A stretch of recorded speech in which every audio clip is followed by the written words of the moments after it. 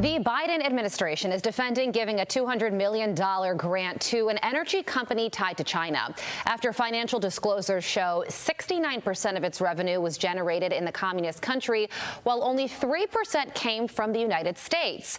Russ Vought is former OMB director under President Trump in Center for Renewing America President and joins us now. Russ, good morning to you. What do you make of this $200 million grant?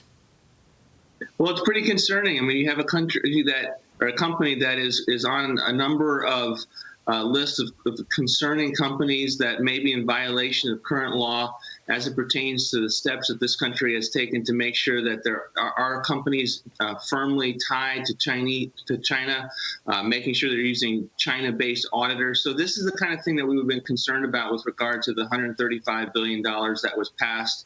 Where's the money going? Yes, we need to take steps to make sure that we build our capacity in this country, but the extent to which the bureaucracy doesn't have the controls in place to make sure that it goes to actual companies that have that same desire is a real concern in this matter. Yeah, so this company makes batteries for electric vehicles. It's called Microvast. It is based in Texas, but the Department of Energy, they're now defending giving this massive grant to them, saying Microvast is an American battery company, and thanks to the bipartisan infrastructure law, it no longer needs to look to China to establish its manufacturing facilities. And the company says they are not pro-China and that they create a lot of American jobs here at home. So essentially their message is that this grant will help them distance themselves from China, so no cause for concern. Well, we have concerns, and I probably wouldn't have put it on the list of the first set of companies to be able to get this money that is being sent out from the Department of Energy. And so I think that's the concern: is does the Biden administration have the right perspective as it comes to the concern with regard to China and in companies that are have had a very close relationship with China? This is a perfect example of it, and there needs to be great scrutiny. And I'm glad there's many on Congress that are already saying that they intend to do so.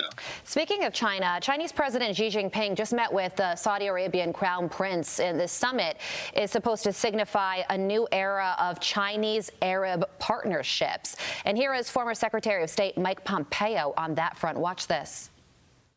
This administration came in, they went soft on China. They called the Kingdom of Saudi Arabia. They said the leader was a pariah.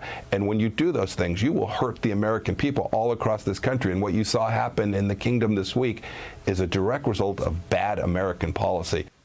Yeah, so what it seems like is because the Biden administration is hell-bent on signing this Iran nuclear deal, Saudi Arabia is now looking for new friends.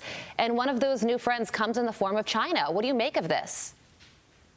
I agree with the former secretary. I mean, that's exactly the problem when you have an administration that does not know how to figure out who its allies are and, most importantly, who their adversaries are. And this is not the only example of the extent to which they have empowered China by taking a policy approach that was not necessary. The Trump administration set them up with the proper approach to both countries, and it's unfortunate that they are letting those relationships unravel. Yeah, Xi Jinping was also quick to point out that they're the world's largest oil consumer, and they want to contribute to Saudi Arabia's growth in that front. So it sounds like their Belt and Road Initiative could expand to Saudi Arabia, which I'm sure Saudi Arabia is very happy to hear. But what does that mean for the United States if Saudi Arabia replaces the United States with China? Yeah, I mean, it's an enormous problem. You know, it is something that, you know, the United States needs to be able to ensure that a country like Saudi Arabia feels comfortable in an alliance with the United States, to be able to understand that we're going to be able to approach them with an understanding of their interests and not push them them into the arms of communist China. Unfortunately, that's not what we're seeing here right now. Yeah, the Biden administration has been pretty quiet about this meeting between Xi Jinping and the Saudi Arabian Crown Prince, but apparently they are not happy about it. Russ Vought, thank you so much for joining us this morning. We appreciate it.